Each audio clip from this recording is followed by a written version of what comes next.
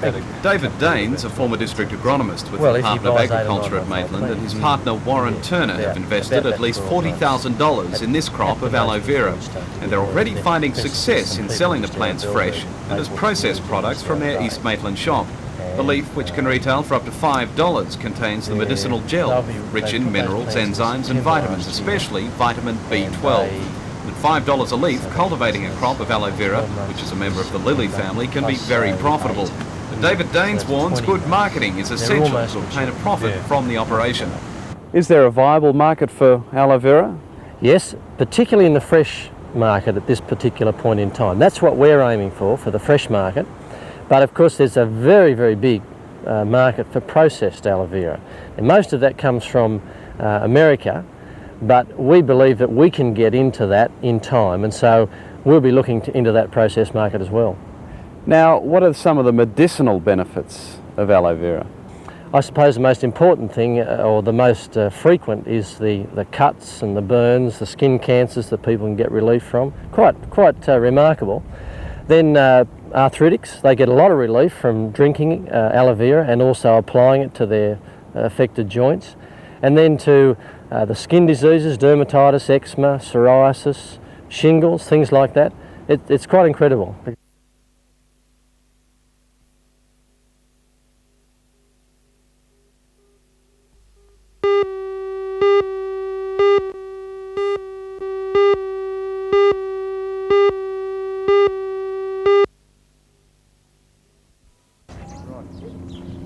Today, the doors of Kurri Kurri High School were open to the local community. 2 years ago, a survey was carried out which found Kurri High to be located in a socially and economically disadvantaged area. The school was eligible for a grant under the federal government's Disadvantaged Schools program. In March, 3 out of 5 submissions made were approved. Of the $52,000 allocated, a literacy program has been set up and the school now has 15 new computers. The rest of the money will be spent on upgrading the school grounds. Plans have been drawn up and the DSP committee says it now needs manual support to get underway. Teachers, of course, can't do it, neither can students. They can help, but the only one who can really help here are the parents. We've got the money through a DSP grant, but it's the parents who can come in and help us with the ground improvement. Well, some parents may feel that they have... says no special qualifications are needed. In fact, they'll take anybody with 2 strong hands. Work will start just as soon as the volunteers are found. If you don't get the support from the parents that you're looking for, will that mean that the ground improvement program may not go ahead? It could be. We'd have to have a look at other avenues, look at other areas of attracting employment here. But we see this as a community project. It's for the Kurri students, it's for the Kurri community, and we'd like to see the Kurri community and the parents helping out here.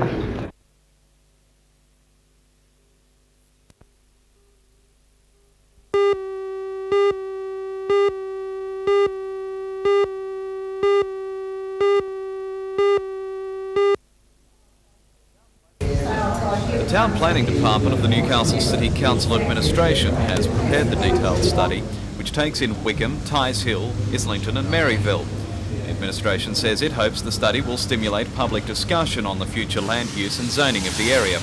The study will be on public display at the Islington and Tighes Hill post offices, the City Administration Centre, until the 29th of next month. Meantime, the City Administration has also received a development application from the Grain Handling Authority to upgrade the existing wheat terminal at Carrington. The authority is proposing to build a facility to receive by road up to 200,000 tonnes a year of grain and oilseed. The application takes in land in Smart Street, and the new facility will be serviced by trucks using the existing heavy vehicle route.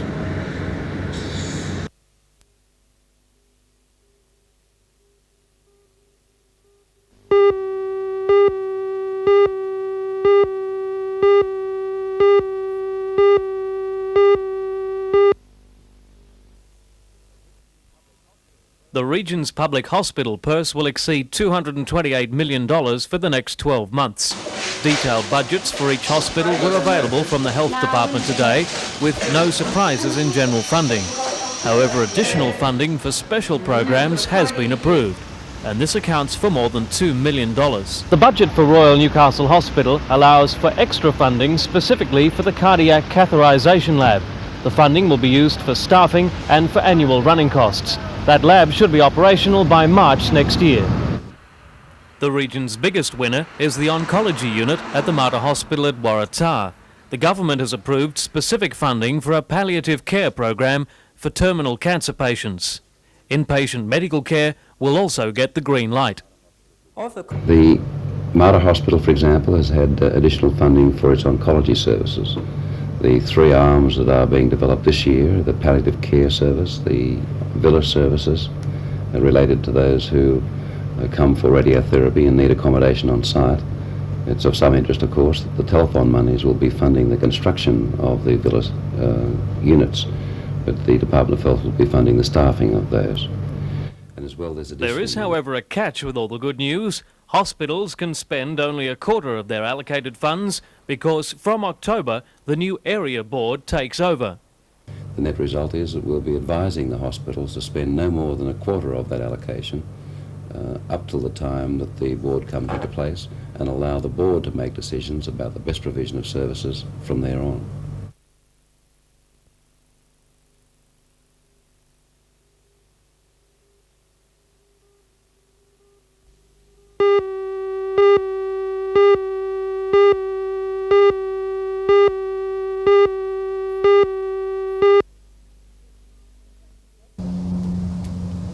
Wrecks were discovered during an inspection of the area this morning. Most were in difficult-to-reach gullies and wedged in crevices. A good test for the skill of the Army Reserve officers and their heavy-duty equipment. Sergeant Campbell directed his men and their 12-ton wreck recovery vehicle to the northern side of Flaggy Creek to begin the operation. According to Lag Macquarie Ranger Don Gillespie, a survey done by Council a year ago revealed almost 5,000 dump cars around the city. Today's exercise is part of a continuing campaign to remove the wrecks. When recovered, the vehicles are crushed, sent to Sydney to be shredded, and then returned to Newcastle as perfect scrap for BHP. And while this winching job hit a few snags in the early stages, the men from the 111th Platoon say that Flaggy Creek will be clear of wrecks by tomorrow evening.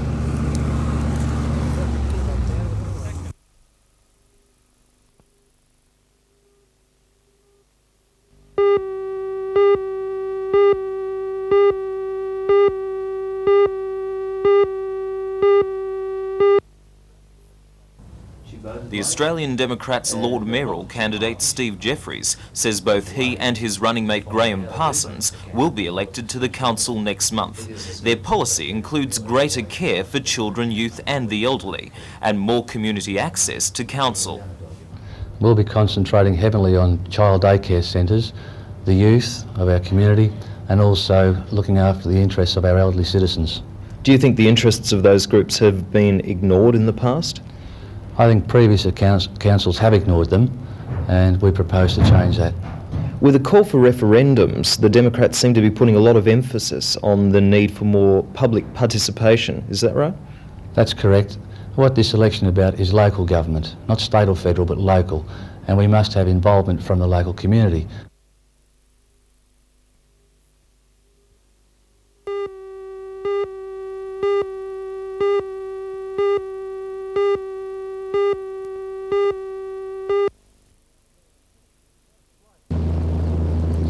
Flights in and out of Aero Pelican at Belmont stopped early this afternoon because no flights could leave or land in Sydney. Aero Pelican officials are hoping the service will be back to normal by the morning, but in the meantime they're running buses to and from Sydney. The Port of Newcastle was not closed today, though the swell that accompanied the downfall did stop one ship entering the port. The Vijan had to wait outside because the Maritime Services Board pilot could not board the ship. Throughout the valley there were good general rains, which should ease the drought conditions in most country areas. At Singleton, 63mm has fallen since 9 a.m. yesterday. At Musselbrook for the same period, 26.5mm fell, while at Dungog and Gloucester, up to 40mm fell. The highest rainfall recorded was in Gosford, where 189mm has fallen since 9 a.m. yesterday.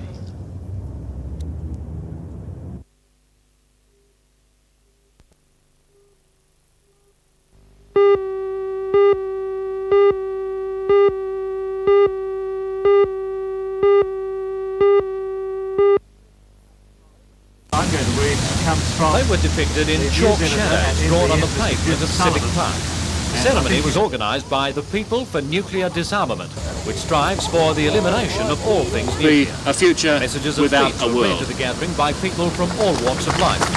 It was also a day for forgetting political differences. Lord Mayoral candidates Labor's John McNaughton and Liberal Ashley Saunders, and Independent Margaret Goomas chatted freely. And council candidates from all parties were present and left their mark, like the Citizens Group's leader, Don Geddes. People from such a wide cross-section of our community, who said the move towards a nuclear-free world is making progress, even if only slow. Our efforts are going really well, especially here in Newcastle. We have a good campaign going. We're getting a lot of support for a nuclear-free zone in Newcastle that is meaningful. Up till now, of course, Newcastle has had the signs up to say help make Newcastle a nuclear-free zone, but we will be working very hard to have a more meaningful nuclear-free zone. Our campaign is going well. Okay.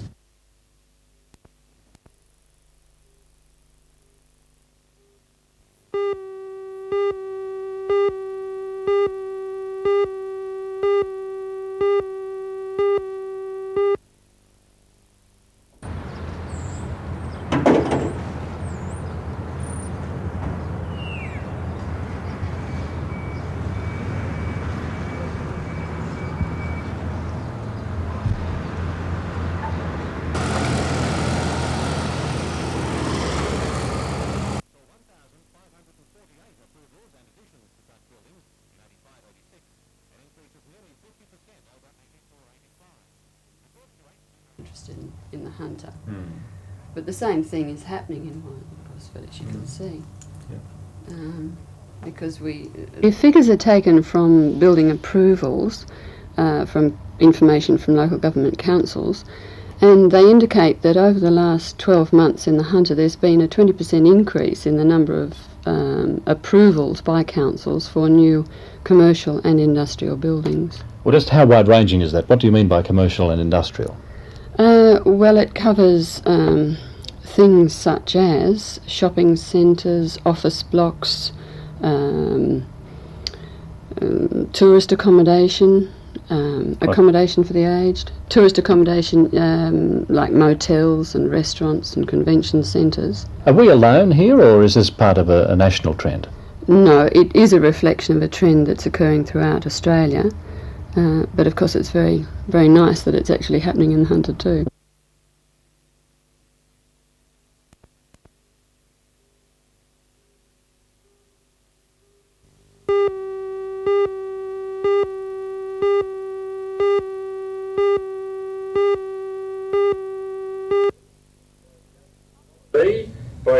Up until last weekend, John Tate said he was determined not to stand.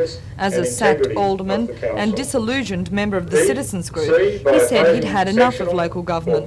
But today he stood as leader of the 6-member Independence Group, a group which says it's committed to the principles of integrity, efficiency and community participation. Mr Tate says the only way to ensure community participation is to reintroduce the ward system. The ward system as it stood, I believe, is something that should have been retained, but it hasn't been retained in the Act that was passed. But whether it's in the Act or not, in practice we are going to try and re-establish that so that we can be completely accountable to those people we represent. The other members of the group are Newcastle East Residents Group member and university lecturer Dr Hilary Purvis, teacher and Hamilton Community Progress Association member John McCarthy, principal of Newcastle Special School Jim Midcalf, Newcastle TAFE College coordinator Kathy Sharp, and the trump card of the group, Peter Barrick, who was secretary of the Trades Hall Council and the president of the Newcastle Workers Club. Like the other candidates, Mr Barrick says he's disillusioned with the traditional runners for the election, and he's confident that he'll pick up many of the votes that would normally go to the established political parties. I think if you look at the composition of the group, it has the capacity to attract right across the spectrum. I think it believes it has a capacity to attract the disillusioned Labor voter. It has the capacity to attract those who are resident and community oriented. And generally there is the capacity to attract right across that spectrum.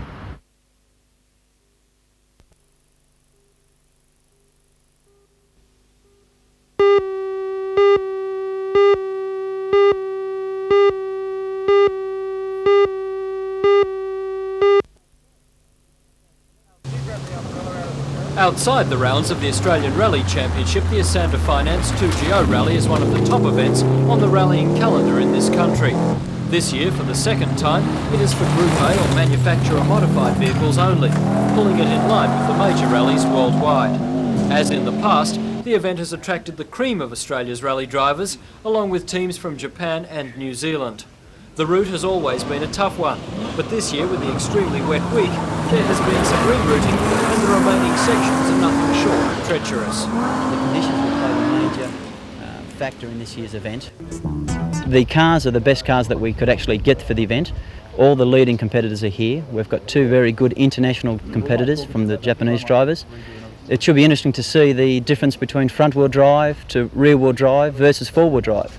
We have 7 different manufacturers, and I think that alone is going to add up to one very exciting event. The weather and the top-class field have thrown the event wide open, and any of a number of drivers could win. Sydney driver Ed Mulligan, affectionately known as Hooligan, will be out to take his Subaru to victory to successfully defend the crown. Gosford's Ian Hill will be trying to score his 3rd win in the event, but the man who's got the record to beat is twice Australian Rally champion and 6 times Castrol Rally winner Greg Carr in the luminous yellow Alfa Romeo. Carr admits the 2GO Rally will be anything but a leisurely drive. It's normally a pretty tough rally. There's some pretty fast roads here, and again there's some pretty slow ones, so it's a good mixture of rally terrain and makes it very difficult. But this year with all the rain, it's going to be 100 times more difficult. I must admit, being car 1 and the first car on the road, I'm not really looking forward to finding all the slippery bog holes for everyone, but that's the way it goes. The 2-day event starts at Gosford tomorrow at 11 a.m.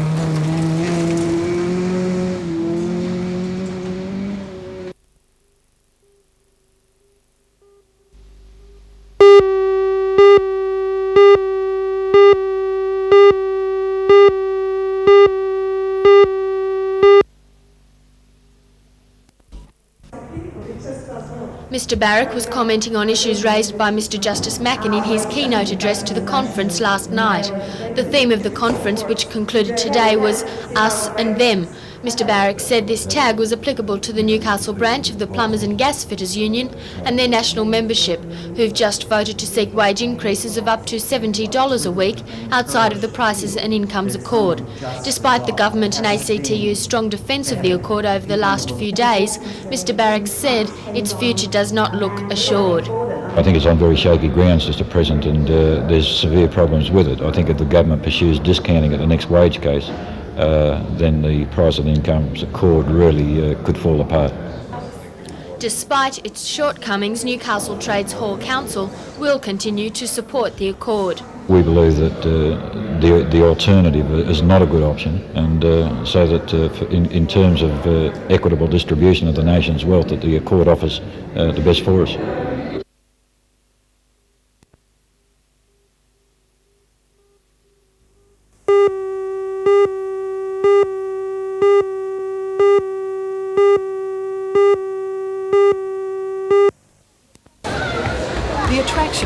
Trains knows no age barrier. Throughout the 2-day exhibition, adults have well outnumbered the younger enthusiasts, a credit to the hard work that makes each meticulously built display a work of art in its own right. Coal trains, commuter trains and trams snake their way through fields, city streets, under bridges and over water.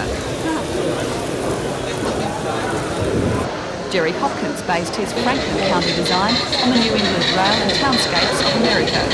Startled observers were treated to the sound of birds calling and waves breaking, while the smell of pine and cedar gently wafted from the greenery in the model. It's that sort of attention to detail which drew about 6,000 people to the exhibition this weekend, the third to be held by the Association of Hunter Rail Modellers.